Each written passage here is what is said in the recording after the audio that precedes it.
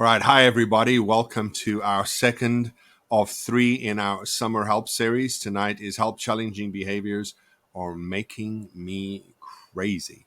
Yes, and we will not cover everything, every challenging behavior you've ever encountered. I can promise you that now, but we will give you a framework that you can use for any challenging behavior you come across. So we're going to talk about the most common things we get asked, the biggest questions. So we're going to set a little bit of a framework to make sure we're all on the same page, and then we'll just jump into the really practical stuff. So let's just get started. Let's get started. So, of course, we have to Tell you who we are. do this. So we're Ryan and Kayla North. We have been married for 22 years. Yeah, 22. 22 years. 22 wonderful years. We're both TBRI practitioners. We have some other credentials as well, but the TBRI practitioner is likely the most relevant to what we're talking tonight. About tonight, we have created training content and support programs for agencies, churches, parents, and schools.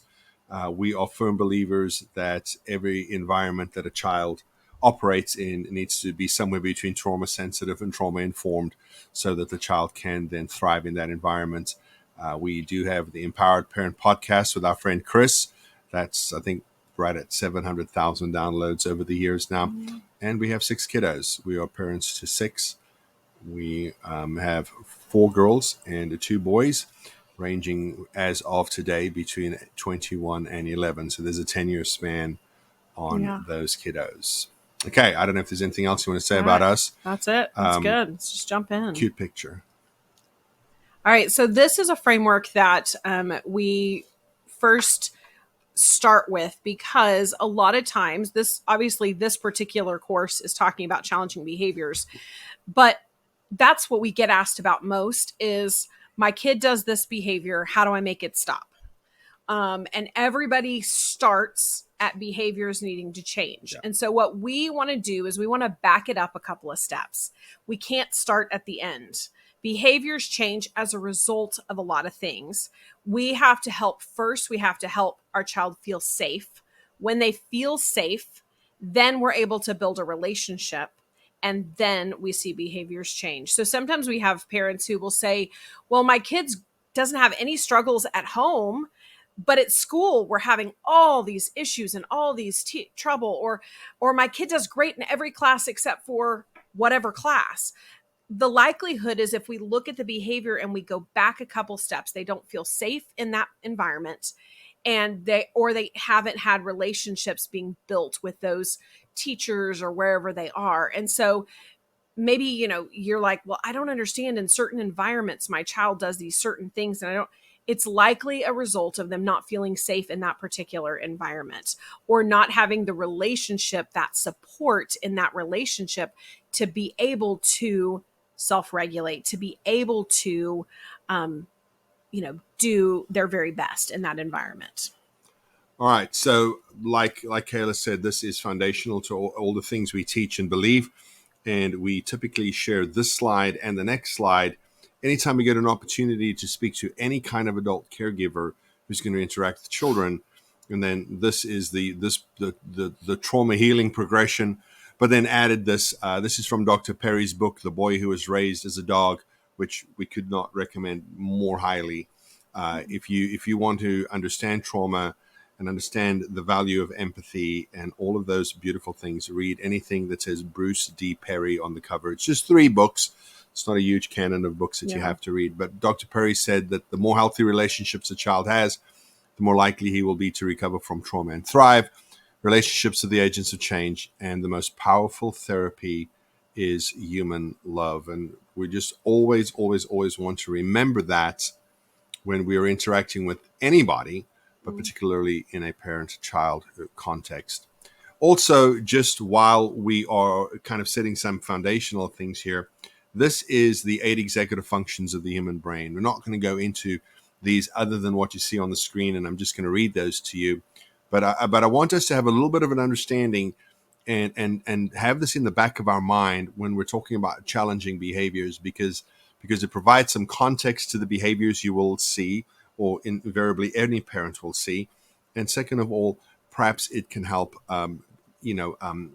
cultivate some empathy inside of us for our kiddos as well. So they are impulse control. That's the ability to think before acting. Emotional control. You keep the ability to keep your feelings in check. Flexible thinking. Adjust behavior to unexpected changes. Oh, that is really small font for my eyes. It is tiny Number font. 4, working memory. Keep key information in mind while using it. Self-monitoring. So that is the ability to understand how you're doing in any given situation. Planning and prioritizing. So that's in order to think about goals and to set them. Then the task initiation, which is when you see that something needs to be done and nobody has to tell you to do it. And then organization, keeping track of things physically and mentally. So those, again, are the 8 executive functions of the human mind. And I think those 8 executive functions really help us in the start with us first in the behaviors. Oftentimes we focus on the child and what my child needs to do differently and how they need to do things. But we want to start with how can I help myself? And the very first thing is to manage your expectations. So if you are familiar with the executive functions and you recognize that the human brain is not fully developed until you're close to 30, that means that those 8 executive functions for your typical child who hasn't experienced trauma are not fully online. And then you add in trauma on top of that, which, as we know, trauma just makes everything harder, right? It makes all of those functions harder. And so when we are familiar with the executive functions and, oh, these are that prefrontal cortex, these are the things that, our advanced brains can handle. Now I can manage my expectations, because if I'm expecting my child to notice that the house is dirty and just clean it up, I'm going to get frustrated every single time because they don't have that task initiation. Now, as their brain grows and develops, you will begin to see that they begin to notice things. They begin to do things. But if we're expecting that our 5-year-old's going to see that their room is dirty and pick it up, if we're going to expect that our 15-year-old is going to see that their room is dirty and pick it up, we're going to be highly disappointed every single time. But if we can say they're not going to notice, I need to tell them, I need to remind them, I need to put it on a list or a chart, or they need to have a reminder on their phone to do this or whatever, we've set ourselves up and our child up for better success in the situation. Well, I like the 2 examples that you used of the house is dirty, and should you expect, and if you expect your child to just clean up and do chores around the house, then you'll be disappointed. That's true. And then, but I love then also the other example you gave of cleaning the bedroom, because the cleaning of the bedroom is slightly different, because if the kids don't unload the dishwasher without being asked, we're like, oh, you get frustrated and you bemoan the fact that you wish that your children would do that. But if they don't clean up their room, we go, they're just lazy. Yeah. They're willing to live in a mess. And part of that, like you said, with a developing mind, is that the task initiation function isn't completely online. Mm-hmm. And so they don't go, oh, my room's messy, I should clean it up. They just are happy there because it never, ever occurred to them. So, pick it up. Yeah. So we also want to understand your reactions. That's you. We want to understand your reactions, and we'll talk about that a little bit later. We want to pick our battles. I once worked for a man who told me that not every hill was worth dying on. Yeah. And think differently about our kids. When we have compassion for our kids and we look at them not as problems to solve, but instead as kids who are going to do things that they shouldn't do, are going to say things that they shouldn't say. I mean, I do things I shouldn't do. I say things I shouldn't say. She does. You're not supposed to say that. Everybody wants a supportive spouse. At least actually support them publicly. I affirm and confirm that I do and say stupid things. No. Okay, yes. Your words, not mine. But we all know that as adults that we do those things. How much more are our kids going to do that? And when we can begin to think about them in that way, it really helps us just to see them in a different light when we're in the midst of really hard stuff. And we're not trying to make light of the really hard stuff. Trust us, we've been through some really hard things with our kids and have come out on the other side, and we're still standing. And making jokes and about making jokes. the inappropriate things Kayla says and does. So Kayla talked earlier about having this Framework. Framework. Thank you. Our problem-solving checklist over here. Find the why behind the behavior. Make a plan. Be proactive. Use a measured and appropriate response. Right. And so you see the arrow along the bottom there. We have to think in this progression, right? Because the using a measured and appropriate response is the action at the end of the progression. And I love how we can explain things left to right or right to left, right? And you can't be proactive if you don't have a plan. Yes. And you shouldn't make a plan.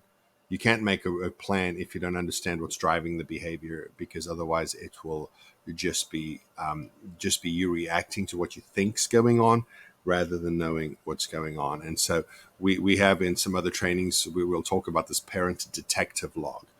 You know, if you're a fan of Ted Lasso, you know, when the dart scene, he says, be curious, not judgmental. And think that being curious about people's behavior and understanding why they act the way they do is a crucial component in helping people. Because if you don't understand people, it's not possible for you to help them. Yeah, for sure. So this problem-solving checklist, whatever behavior you have, we're going to start here. We're going to go, what is the why behind this behavior? Now, sometimes the why is hard for you to see because you're emotionally charged. We're not trying to do this in the moment of the behavior. We're doing this outside of the moment because we know, yes, there's that one-off thing that you think, why on earth would my kid do that? Like it just happened and you'd never expected them to do it or whatever. But most of the time, our kids do the same behaviors over and over again. We see the same things. We get frustrated by the same things. And so if outside of the moment, when we're not emotionally charged, we can say, why would they do that? Why are we having this particular behavior? Why is this becoming a problem? Then we can begin to actually get to the bottom of it, where we can make a plan. How are we going to address this behavior in the future? What are my proactive steps? Now, just because we're proactive doesn't mean we're going to prevent every single behavior from happening. But in that proactive step, we can help our kids get the skills that they need.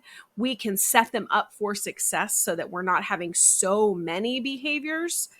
And then when those behaviors inevitably happen, we already have a plan for how we're going to respond in that moment.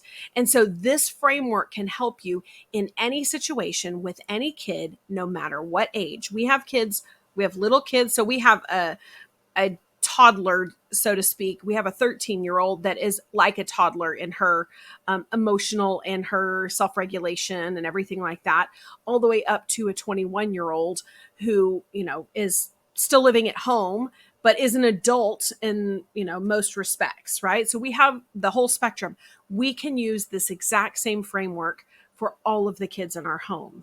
It looks different for each one of them. The plan is different. The proactive strategies are different. The response is different, but the steps are the same. So if we don't touch on the behavior you're struggling with, again, we'll have some time for those that are watching this live. You'll have some time to ask some questions at the end.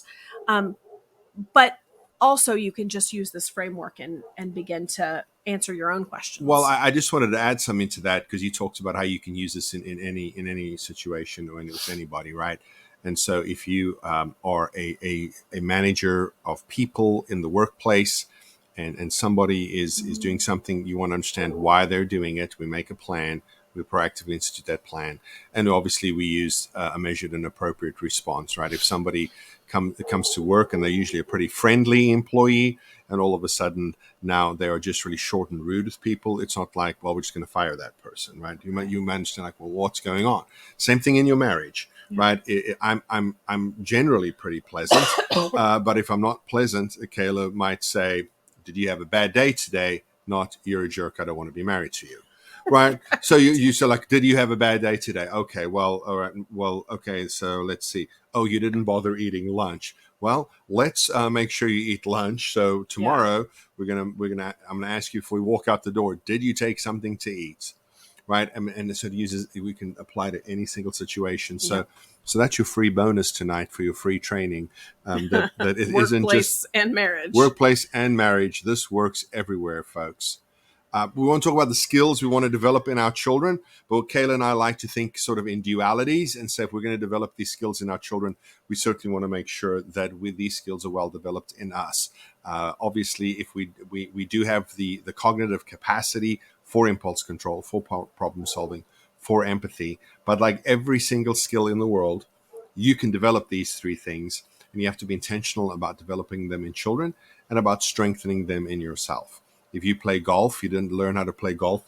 My father-in-law plays golf. He still plays golf likely 3 or 4 times a week now that he's retired. But he didn't just play golf when he was 7 and then never play golf again. He uses and he develops that skill in himself. Yeah. So let's do that in ourselves and in our kids. Besides, you can't teach what you don't know. Yeah. In any case. Well, and these three areas are areas that impact a lot of the challenging behaviors that we see. If our kids don't have impulse control, then they get into trouble because they do things they shouldn't. They steal things that, are not theirs. They, they do all sorts of things. Impulse control impacts a lot of big behaviors that we see. Problem solving. If they don't have the ability to problem solve, if they don't have that skill, that when they get into a jam, when they get into a situation they don't know how to get out of, their brain's just going to go on autopilot and do something automatically. If they don't have empathy and they're unable to see the other people around them, then they're not going to be able to notice how their actions impact other people, or they're not going to notice when someone's not having a very good day, and they're going to compound that. And so some of the ways that we have worked on developing these skills in our kids, I'm just going to give you a couple of examples. Not every age and stage are these going to be appropriate, but impulse control, a really easy way to do that when our kids are younger, especially elementary age, is that game red light, green light. That's a really fun one for they have to listen. They have to wait. They have to, listen for what's being said, and it's a fun way to do it. Anytime you can do something with fun and develop a skill, but it's not like you play red light, green light one day and then now they've the best impulse control in the whole world, right? We're going to keep working on that skill, but we're not going to take our kid who can't stop touching everything into an antique store and expect them to not touch anything. We're not going to take our kid who loves to run their hand along everything to an art gallery where you're not supposed to touch anything, right? We're going to set our kids up for success while we help them build the skills. If your child needs to work on their problem solving ability, well, we're going to give them opportunities to solve a problem. One of the things that we tend to do as parents is especially if you have a lot of kids, I find that I do this more often. And some of my kids are lacking in that skill and that problem solving because I think for too long, it was just easier to do it for them. It was just easier to tell them what to do than to let them think it through. So I still have one kid who will just go, where should I put this milk that we just brought in from the car when you were, bringing home the groceries? And I'm like, where should you put the milk? In the fridge? That's a good idea. And then he'll go and he'll open the fridge and there's milk inside the inside fridge. We have an outside fridge in our garage. And he'll be like, well, there's milk in here. Where should I put it? And I'll say, where do you think you should put it? And he goes, in the garage fridge? Oh, okay. Right? So I give him the opportunity. It would have been easier to just be like, in the garage fridge, right? And tell him. But I'm allowing him to problem solve in a safe environment that doesn't hurt anybody in that situation. Right? I think what that makes sense to me is if you have somebody and every day you tell them and explain what the experience of working out at the gym is, but they don't ever actually go to the gym, they won't build any muscles of their own. And so that's a really silly example, but I think it's a pretty good analogy. So we've divided our behaviors into 3 groups tonight. And so we're going to talk about them as sort of as behavior clusters. We're not going to, if you came here and wanted 30 minutes on why children lie, my email address is in the chat, but that's not what's going to happen tonight. We're going to assume that you're dealing with some or all of these behaviors and assume that you have some understanding of that. And if you don't, we want you to pursue that why. So for our fear-driven behaviors tonight, we're going to just talk about lying, stealing, and sneaking things hiding things in the bedroom, etc., etc. So these are our fear-driven behaviors, which is group 1 tonight. Yeah. So when we talk about these different behaviors, I mean, these are some of the top behaviors that we have people ask us about this. So the first thing we're doing is we're chasing the why. Why is my child lying? Why is my child stealing? Why is my child sneaking? And a lot of times people will go, I have no idea. It doesn't make any sense. So what I want you to do is I want you to pick what's your top behavior here. Like if your kid's lying all the time, then I want you to really focus in on that, especially this week, right after this training. I want you to focus in on that. And I want you to say, okay, my kid lies all the time about everything. All right, let's make it a little more specific. My kid lies in this situation and this situation. Start writing down some of the situations. Can you find a pattern of behavior? Is it always when it comes to stuff?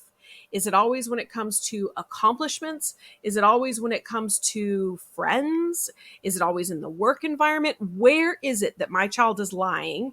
What are they lying about, right? If we can get into that, we can start to find the why behind that lying. Well, I know I said we weren't going to get into lying, and we're not, but I do want to say this, that the assumption is typically that my child is lying to deceive me for their own benefit. Now, number one, that is true a lot of the time. Sometimes. I'm not going to pretend like that's not true. However, people then say, well, since they don't get into trouble in our home, and we made this mistake when we were younger, that we said, well, there's no real, we work with them, not work against them. You're not incentivized to lie. What is the fear response? And so the fear isn't the response. The fear isn't always, I'm afraid of being in trouble. Right. It is, I'm afraid of being found out that I don't know. I'm afraid of people thinking I'm not enough. I'm not smart enough. So so the broad spectrum of what the fear trigger isn't simple as if mom or dad find out they're going to take the Xbox away. Like we sometimes reduce the children's fear response, but it's a fear that's tangled up in shame and all of the things that are very, very troubling and can drive behaviors. So I want you to consider that it's not just as simple as, well, if you tell the truth, there's no consequence in our home. It's not that simple for most of the time. Well, and things like sneaking, people will say, well, they're sneaking the iPad because they want to be able to watch something. So the why behind the behavior is just that they want to get their way, and they know I'll say no about it. And so there's more to it. It's deeper than that. What are they getting from that iPad? What are they getting in that? They're disengaging from the world around them. They don't have to engage with people. Maybe their people skills are lacking. Maybe there's something in their environment that feels safer to be in that spot. So a lot of times there's a lot more deeper meaning than just, well, they just know that their iPad time is over and I said no, and they should just know that when I say no, time is up. Well, I mean, we still keep all of the electronics locked in our bedroom because we have some that it would not be a problem. It could sit on their desk. It could sit, it could be in their backpack. They could carry it with them all the time and they would only get on it when they needed to. And we have others that would literally be on it all day long. And they'll take anybody else's too, you know? Yeah. So think about that, right? So if you've got a child who might be sneaking to get on their device to text a friend or something like that, that's outside of what your screen time rules are at home, the initial response is that child just defied the rules of our house and there must be a consequence. Typically the consequence is the loss of the privilege of the telephone. But what happens if that child's real fear is about being left out? What happens if the real fear is I need to constantly know what's going on, because if I don't respond, then they won't include me moving forward? Or that child who sneaks on the computer and somehow finds a way around the password to look at something that they're not supposed to look at the internet, and the initial response to that is, well, that's poor behavior. We need to. But what if that's a teenage boy and that's what all the boys are talking about? And this kid's just trying to deliver himself an education so he can still be part of the conversation. So let's, I guess our advice here is don't be reductionist in your thinking about the fear that's driving the behavior, particularly when it's coming to these things over here, right? Stealing is another one. And I do want to caution here that we tell people all the time, if a child takes food out of the pantry without your permission, it's not stealing. It is taking food out of the pantry without your permission. Yeah. And the reason for that is because you know who steals? Thieves. Thieves are criminals. And all of a sudden, if you keep saying your child's stealing food, you will eventually create this framework in your mind that you view all of their behavior as the behavior of a criminal. So we want to caution you in that when it comes to calling taking food without permission stealing. Yeah. When we're looking at fear-driven behaviors, we want to make sure, again, we go back to the framework, we find the why, we've talked a little bit about that, and then we begin to make a plan. When my child lies to me, not if, because we know they're going to lie, right? If you have a kid who struggles with lying, you know they're going to lie again. How am I going to respond when they lie? What can I do to help them not lie to me, right? Can I make it where they feel safer coming to me, even in the situation where they know that they've done something they shouldn't do? You know, we've all heard the story of, like, we want to set our kids up so that if they go to the party in high school and they drink, that they'll call you and tell you they were drinking and they shouldn't drive home, right? We all want that to be the situation. So we have to start when our kids are little, building that framework. And some of us didn't get that. Some of us didn't get those early years where our kids began to trust us in those early years. And so we're doing that now, and it's taking more time, but we're getting to the place where, how am I going to respond in that moment? What can I do proactively so that my child doesn't lie, so that my child doesn't steal, so that my child doesn't sneak things, right? What am I going to do proactively? You know, for us, we have, you know, like we said, the screens are all locked in our bedroom because we have kids who will sneak them in the middle of the night. So screens are locked in our bedroom, password protected on the TVs and things like that. We have certain snacks, you know, you buy like the big bulk thing because you want to put it in kids' lunches or whatever. And we have kids who would just literally eat one bag after another of the little packs of chips. And so we put those in our room under our bed, right? Like we have certain things set up so that our kids don't do those things that we know are really hard for them, because impulse control is hard. Yeah. So before we move on from this kind of combo stealing and sneaking here for a second, some practical things. If you do have some kids who are taking things like money, well, cash is only kept two places in our home, either in my backpack or Kayla's wallet. Our children, so our children, they leave their wallets. It's locked in this desk drawer, and they come and get them from us when they need to go, if they need to spend their money, but their wallets are kept in our room. So those are just practical ways, because because you have to find the middle ground between shame and denial. Yeah. You know what I mean? Yeah. Like you can't live in denial, and you can't like heap up on the shame on the child. And we think that that's somewhere in the middle ground between shame and denial in our house. So be practical about those things, safeguard them, and put them places. We've learned it's typically just for a season. It's not forever. Okay. So oh no, we're not even there yet. Yeah. We need to talk faster. Yeah. So I'm just going to touch on these fear responses, right? When we're looking at kids that are doing these fear-driven behaviors, typically we're going to see one of these four things happen, right? You've likely heard fight or flight, and just fight is not always physical aggression. It can be verbal aggression. So a child gets caught lying, and all of a sudden they're like, why don't you love me? Why don't you ever believe me? Blah, blah, blah, blah, blah, blah. So we're going to combat that. We're not going to come at them with an accusatory tone. Because we're going to see these fear responses when we address behaviors sometimes. So we have to look at how we address behaviors so that we're not activating their fear response system. So fight's not always just aggressive. It could be verbally aggressive, physically aggressive. Flight might be running away, or it might be laughing in your face. I think lying's a flight response. Yeah. Because you're now trying to get away from the reality of the situation. Yeah. And so you make up a story and flee that. Yeah. So flight response might be running away, or it might be, like Ryan said, it might be like, oh, I'm going to change the story right here because I need to get away from this situation. And or take it might the focus be off yourself. Yeah, it might be laughing. I mean, we had a kid who would laugh at us when we would try and correct behavior. And until we realized it was a flight response, it was really unnerving and very frustrating.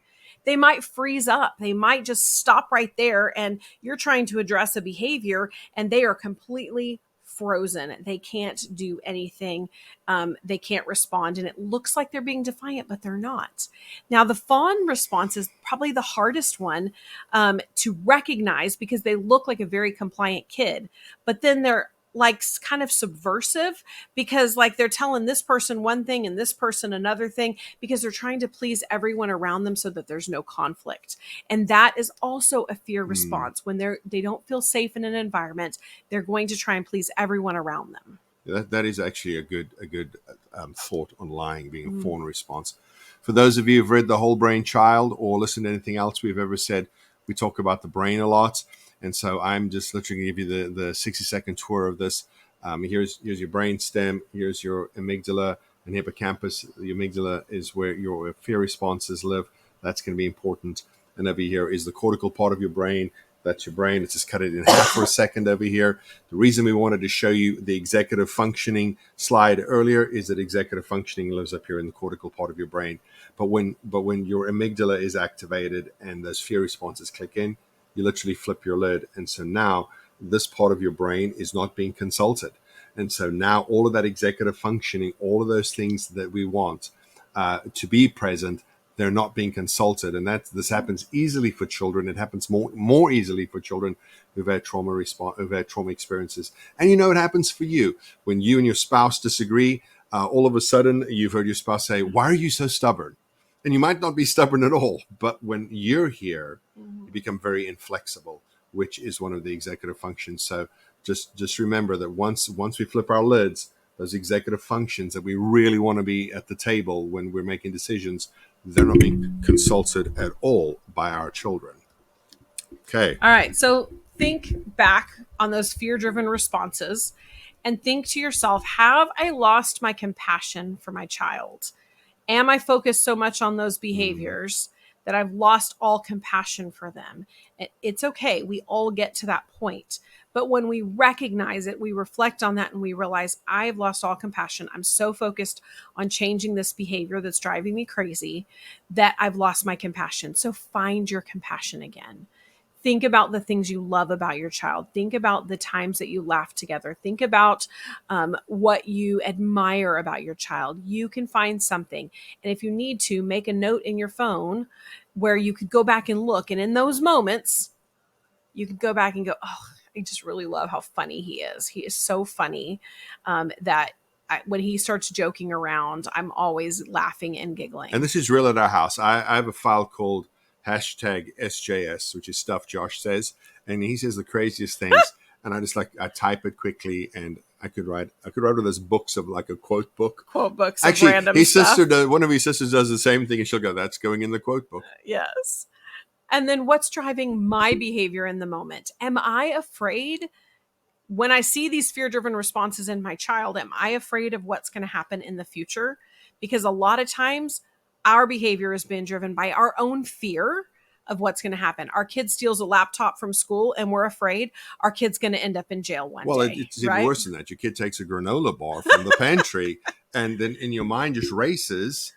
And all of a sudden you're like, "I don't want to visit this kid on Sunday at the federal lockup because he took a granola bar." So we have to make sure that our fear is not driving our behavior when we're trying to help our children. Or maybe what's driving your behavior, maybe lying is just really gets under your skin because you had some experience when you were younger where somebody lied to you or about you.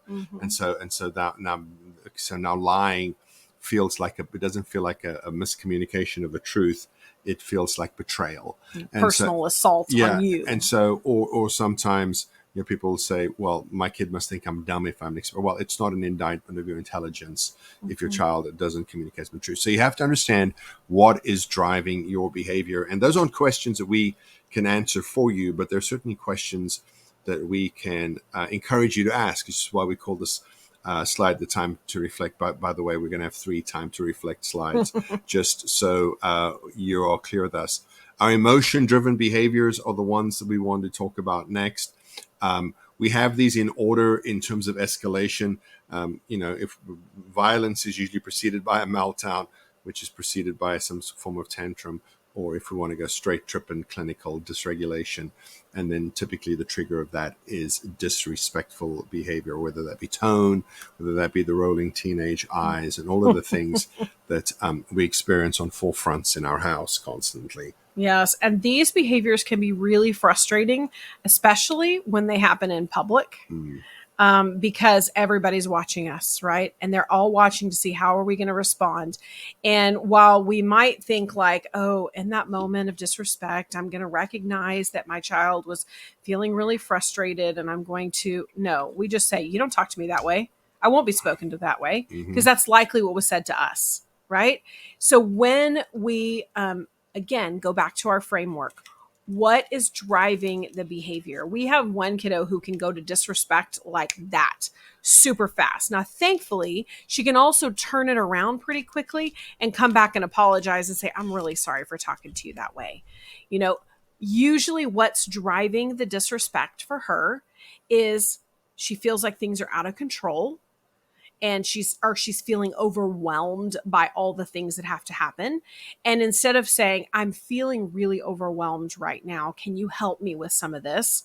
Sometimes what comes out is like, why do you always make me do this? Which is really disrespectful. And I don't like that. But if I'm seeking the why behind the behavior, when I notice disrespect, I can say, typically with her, when it's disrespect, it's because she's feeling overwhelmed. And instead of addressing the disrespect in that moment, I can say, sweetie, how can I help you? You look really overwhelmed. What do you need me to take off your plate? And then she typically melts down and goes, I'm sorry I snapped at you. That wasn't okay. I just have this. And she'll start to name all the things that she's got going on. I'm like, okay, let me help you. Right. But sometimes we don't catch the disrespect and it gets to tantrums. Yeah. Well, and so I just kind of want to, before you go a little bit more into each of those, I just want to say some blanket things over here. If you're like me, and you might be, you grew up in a house where you had three emotions. You were angry, you were sad, or you were happy, and you weren't allowed to be sad. and so that's kind of, and so most of us grew up with this really narrow emotional bandwidth. And so our kids have these really emotional bandwidth. And so they can't they can't explain their feelings. They can't describe their feelings. So they can't talk about their feelings. And so their feelings come out in their actions. And so that's an important thing to remember, number one.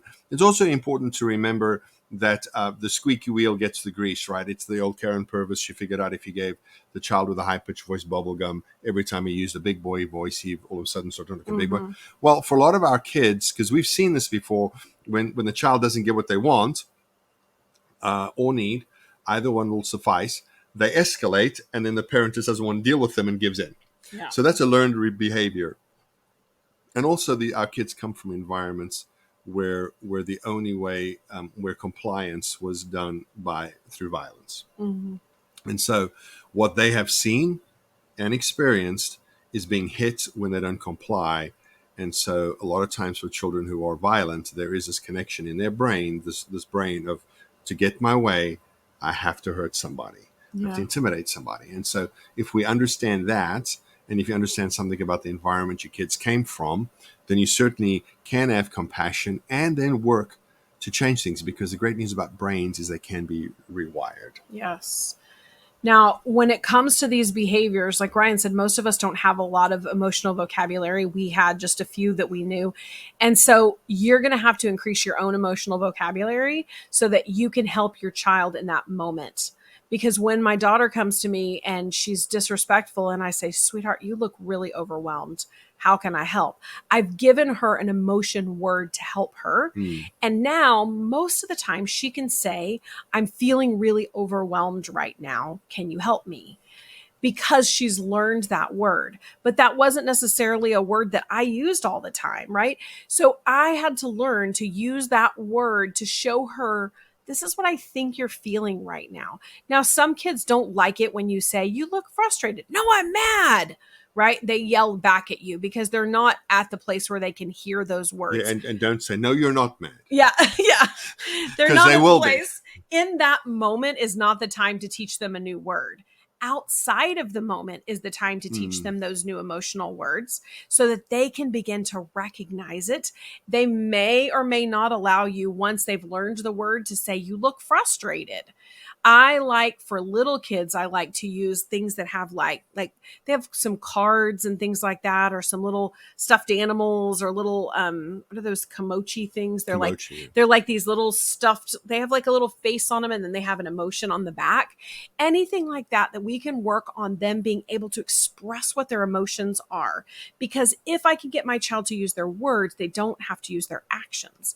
If they can express with their words, I'm feeling frustrated, I'm feeling disappointed. I mean, how many times have you had plans change and your child was really excited about something, and for no fault of your own, plans had to change, and all of a sudden here comes the meltdown, and we're like, come on, it's not that big a deal, we'll go another time. We try and talk to this logical part of their brain. They're not there. We have to meet them where they are. We have to look at what's driving this. They're disappointed. If I can come to somebody who's disappointed and say, I'm so sorry you're disappointed, I wish that I could fix this for you, I know that this is really sad and you wish it was different. If I can meet them where they are, they're going to get out of that emotional state faster. And then we can talk about the logical things like, hey, the birthday party got canceled because the birthday girl has 101 fever. We're not going over there because they're sick. It's going to get moved to this week. See, I'm going to put it on the calendar. They already rescheduled the date for next weekend. Okay. So we can work through those things. Okay. I just want to say this about violence, and I'll give you an example, and I'll run through our checklist of here. One of our sons, when he was younger, used to like to hit things in people. And so we wanted to understand the why behind the behavior. And obviously that's some behavior that he had seen early on in his life. So I understand why. So how can we make a plan? Well, what we did is mom bought a 50-pound punching bag, and dad went and got some boxing gloves at the store. And so that was our plan. And proactively, whenever we could, because now we're paying attention, right? So when we start seeing his temperature rise and we know where this is heading, I would say, let's go out of the garage. And then I'd hold the bag and it'd hit the bag. And then I would kind of challenge him and say, well, is that all you got? And he'd get, and if you've ever punched a punching bag, it's really tiring. I can do it for about 30 seconds before I need to stop. And so he's wailing on this punching bag, and I measured an appropriate response as we redirected him and gave him an appropriate outlet. Because sometimes what we do is we just want the behavior to stop. And so we'll put punitive measures in place for the behavior to stop, but that doesn't make your child any less angry and prone to violence. What it does is actually makes them more angry, more prone to violence. And so what we want to do is we want to come alongside of them, and when we work through those 4 steps, get to a place where we're actually, he doesn't hit the punching bag much anymore. He also doesn't hit siblings much more. Now, he may push on them on occasion, but it is on occasion, and it's certainly not with closed fists anymore. And so we want to rejoice in the progress we make instead of just going, well, we're not where we ultimately yet want to be. This is just another picture of the handy model of the brain. And it's just to remind you that first we process it through the sensory part of our brain, all of our information, then through our emotions, memories, and experiences. That's important. That limbic region, that thumb where the amygdala lives, is right next to the hippocampus. So it's where your emotions and memories and experiences live. And so that's why you can be triggered by an event, because it reminded you of something in the past. And once the limbic system takes over, the cortical brain is not consulted. It's literally not communicated with, because your survival, right, the primary function of the brain is to ensure the survival of the person. And so your survival is far too important for you to be reasoned out of your emotions. That's the way your brain was designed, so that you could survive. So here's, again, from Dr. Bruce Perry, the 3 R's of Dr. Perry. I love this. I love this. It's really simple and it's really easy to use when we've got an emotionally dysregulated child specifically. So the example I always give is my child has been running through the house and they fall and get hurt. Now, if you're like us, you've said, don't run through the house. Like, it's not safe. We don't have that big of a house. You're going to trip and fall on something. It's not safe. There's a lot of people. Don't run through the house. And so our logical brain, when they trip and fall and hurt themselves, is to say, see, that's why I told you not to run through the house. But that's a higher level function. That's a reasoning with their upper brain. And in that moment, they have flipped their lid. They're not able to be reasoned with. we have to first regulate them. So we're going to come in, we're going to scoop them up off the floor, or we're going to sit down next to them and we're going to say, oh, you tripped and fell. I saw that. That looked like it was so painful. And they're going to be like, yes, it was. It was really painful. It hurts. Or maybe they're just screaming so loud they don't even have words yet, right? And you're going to say, I don't like it when I get hurt either. Could I get you a Band-Aid? Do you want an ice pack? What can I get you? Call for a sibling to go get their lovey that they love, to have with them, whatever it is. And we're going to help them regulate. We're going to relate to them where they are and in that moment until they're calm. And then we're going to say, hey, remember how we talked about not running in the house? It's because we don't want you to get hurt. That's why we made that rule that we don't run in the house. That's when we reason with them, when they're calm, when they're feeling connected to us. Do you see that? In the diagram, you can see the parent gets down on their level, helps them regulate, comes up beside them. We're going to relate, and then talks to them and says, here, let's make a plan so this doesn't happen again. Now, that doesn't mean that they're never going to run in the house again because you did it in the perfect sequence. It means you're going to have to do this 47 times. Instead of 4,700 times. There you go. But if we keep meeting them where they are, we don't invalidate them in that moment of their distress, but instead we meet them where they are, I promise you're going to start seeing a kid who's going to begin to make the wiring. Mom and dad care about me and they don't want me to get hurt. That's why this is in place.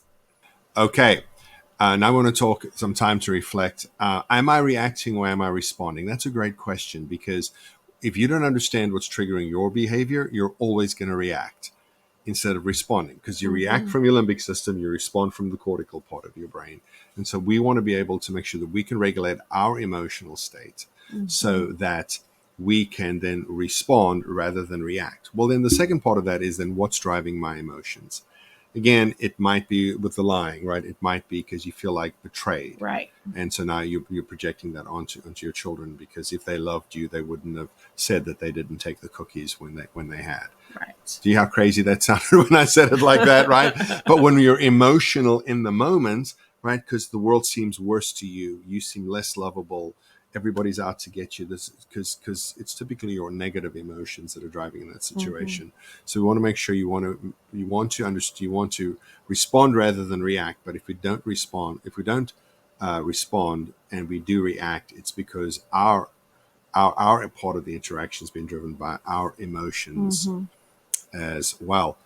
And then something that we very cleverly called other behaviors, and you're gonna love the slide here because it has mealtime, bedtime, and something else.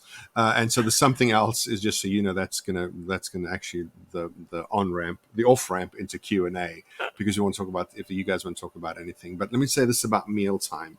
What we learned is that mealtime and bedtime are enormous battles. So is potty training, because you cannot make a child eat who does not want to eat. Yep. You cannot make a child sleep who does not want to sleep, and you certainly can make a child use a potty who has decided they're not going to use the bathroom. Yep. So this is why these tend to be big struggles for people, particularly with younger children on the potty training. But mealtime and bedtime can be a struggle for a long, long time throughout all of childhood. So let me say a couple of things we learned about mealtime. And again, we don't have time to get into it, but we've learned that sensory can be a huge player at mealtime. So let's give you a couple of examples. If you got a child, and this is a real example, a child who's super messy, and then a messy eater, like, 50% of the food went in this child's mouth, 30% was on their face, 15% was on their shirt, and the other 5% was on the floor. But luckily, you didn't have to clean that up because you got dogs. That was kind of how it went. And so this is what we did, because we were starting to learn about sensory, is we took one of those balance boards, where it's got like half a basketball and a flat disc, put it on her chair, and she sat and ate. The gyroscopic event, like, it was amazing. How so just a little bit of vestibular input at dinner time was amazing. The other thing we've learned the hard way is that you can have tactile sensory issues that are oral. And so you may not like warm, mushy food. So if you just really want to, when he was younger, you used to freak him out. And if you do it now, he'll say, really? Why? Make mashed potatoes. And sometimes in mealtime, like you have parents, we have parents, and they're a little old school in this. And they're like, well, you made mashed potatoes, just eat them. Well, here's the thing. One of our daughters has a gluten, dairy, and egg allergy, and so you can't make decent mashed potatoes without butter, half and half, heavy whipping cream, whole milk, on that spectrum, right? And so when we make mashed potatoes, we'll take potatoes out for her, and then we'll mash the rest and make them, Southern style with all of the high fat stuff. Well, we can do the same for him if he doesn't want the more mushy food. Right. And then the problem is everybody says, "Oh, you're just accommodating his, you're just giving in to him." Well, we give in to the person with the allergy. Why can't we, air quote, give in to the person with the Right. sensory as well? Yeah. And mealtime, it can be sensory. It can be, a food sensitivity that you don't even know about yet. We had one kid who was constantly leaving the table saying, "My tummy hurts." Yeah. And we were like, "Yeah, your tummy hurts because you don't want to eat the food that's in front of you," right? Like that was how compassionate we were. And then we realized that there actually was a food sensitivity because we started to notice a pattern. So always, again, look for the why. Be curious about why this behavior is happening, and don't make mealtime a battle. It is not the place to battle. Somebody recently, we were talking and I said, "You know what? We don't battle about food at our house. We're like, this is what's for dinner." And sometimes kids will be like, "Hey, we have one kid who does not like tuna." And I mean, just the thought of tuna salad just makes her cringe. And so she knows that when we have tuna salad, she can make herself something else to eat. We're not short order chefs that are making, different meals for every kid based on what they like. We do try and make things we know our kids really like to eat, but also we recognize that if they look at it and they go, "Oh, I mean, I have preferences too. I have preferences. I have sensitivities. There's certain things I don't like to eat because of the texture." We all have these. We're not going to make mealtime a battle. And a lot of times people will say, "Well, as soon as I start making dinner, kids want to snack on things." So put some boundaries around them. You can have boundaries around mealtime. Our boundary is once we start making dinner, fruit and veggies are an option, but we're not having granola bars and making ourselves a sandwich and all this stuff. Fruit and veggies are your option. I had a mom recently say she just makes a veggie tray and puts it on the counter with some dip while she's making dinner. So that way she's like, if my kids don't eat the other stuff, I'm not really that worried because they ate veggies, right? Like, I don't really care. I was like, that's a great idea. We also have boundaries around, like, we don't serve dessert. That's never going to be the target, whatever is dessert. We just don't serve dessert because then it's like, okay, eat what you want. If you're not hungry, don't eat. If you're hungry, and inevitably after dinner, it's like, "Oh, now I'm hungry." Well, after dinner, we have a certain list of things that you can have as a snack after dinner: peanut butter, turkey, things that are high in protein that we always have on hand, right? So we can make some boundaries around some of the struggles that we have. Just to touch on bedtime, just before, I know we're wrapping it up here. We want to respect your time here, but bedtime can be really scary for a lot of kids. And so we have to, again, chase the why, figure out what kind of plan can we make around, if I know my kid needs me to be in there extra long, can we start bedtime a little earlier? If I know my kid is continuing to get up because they want to see me, they're afraid that I'm not going to be there, what can we do? How can we chase the why behind the behavior instead of just saying, "I told them to stay in their bed," and they get out of bed 50 times. Well, they may be getting out of bed to make sure you're still there. They may be getting out of bed because they like to be connected to you, right? I mean, we were talking about just the other night, every time we crawl into bed, we lock our bedroom door at night so that nobody comes in and like freaks us out standing over our bed. And every night we get into bed, we crawl into bed, we get all comfy under the covers, and somebody knocks on our door and we have to get out of bed and go answer the door, right? Why? Our kids love to spend time with us. They love to hang out with us. And it's like, "I just need one more hug," or "I just want to talk to you one more time." I want to use the bathroom in your bedroom. Yeah, your bathroom's better. Yeah. So bedtime's complicated, right? And we wanted to end in bedtime because you end your day on bedtime. And like Kayla said, there's a lot of complicated things. Like the bedroom at dark in the evening may be scary for certain children. If they were physically abused, it might have been in the bedroom. If they were sexually abused, it was likely in their bedroom. The statistic says that the children who are abused sexually is by somebody that they know more often than not, right? So the bedroom might be a scary place. It might be because there's a history of abandonment, and they want to make sure you didn't run out either, or something like that. It's just really, really, really complicated. But the reason it becomes really frustrating is because at no point in the day are your agendas more competitive, because you want the day to end and they want the party to keep going. You want to go to bed, they don't. Right? You just seem like, dude, it's over. And they're like, no, just let's squeeze one more drop of water out of today. And so you have to recognize that it's a frustrating privilege, because you are tired and you just want to just veg out or whatever, right? But these little humans want to be around you. And I think that you have to recognize that while it is frustrating, it is a privilege. And I will say it's frustrating. I mean, last night, I said to Kayla, I just wanted to stop. I just wanted to go to bed. Because I wanted to watch an episode of something with hopes of not falling asleep during that episode, because we started it so late. So as we wrap up here, we always ask, what are my expectations? If you expect the children are going to sit at the table and use their knives and forks like they're having dinner with the royals of England, that's likely that's unlikely.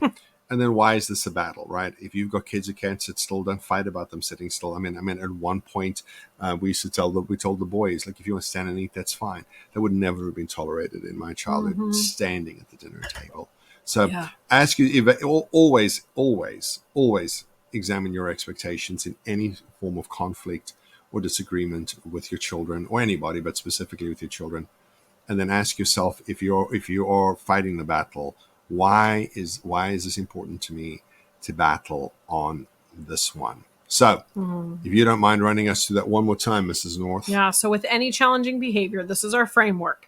We're going to find the why behind the behavior. And something I didn't say earlier is sometimes we can't find the why, and we need to ask somebody else to help us find the why. Because I can't tell you how many times that I've been talking to somebody and they're like, oh my gosh, my kid is doing da da da da da. And I was like, oh, is it because? And they're like, that never occurred to me, because they're so emotionally engaged in it with their child that sometimes it's really hard to see in the moment, outside of the moment, because it's such a frustrating behavior. So don't be afraid to ask somebody who knows your kid well. Ask somebody who's maybe a step ahead of you in the process. Why do you think my kid would be doing this? What could they, and see what they say, and see if that helps you. If you're struggling to find the why, make a plan and write it down. Don't tackle every behavior. You're coming and you're going, okay, there's like 25 behaviors that I need, especially if you have a lot of kids, right? You're like, well, this kid needs to work on these 5, and this one's these 3, and this one, this. Just take maybe one behavior that's driving you the craziest with each of your kids. Or if you've only got a couple of kids and you want to do 2 behaviors, really focus in on those, finding the why behind the behavior so that you can make a plan. And what is your plan going to include? What skills does my child need? How can I proactively set my kid up for success? If my kid has a complete and utter meltdown anytime I'm late picking them up, can I make sure that I'm on time? Can I make sure that I get there a little bit early? Or can I give them a way to get a hold of me so that they don't have that meltdown, right? What can I do proactively to help them in that moment? And I like to say it's not forever. It's just for now, right? Some of these things are going to just, like, we look back on the things that our kids struggled with and we're like, oh, remember that season we went through, right? A lot of these things are going to go once they get the skills, once they get the words that they need, they're able to communicate. So be proactive, figure out what you're going to do proactively. And then when those behaviors happen, use a measured and appropriate response to that.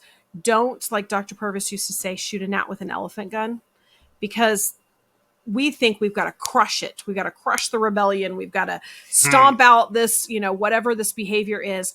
But if we can just be kind and compassionate to our child, we can use a measured and appropriate response for whatever the behavior is.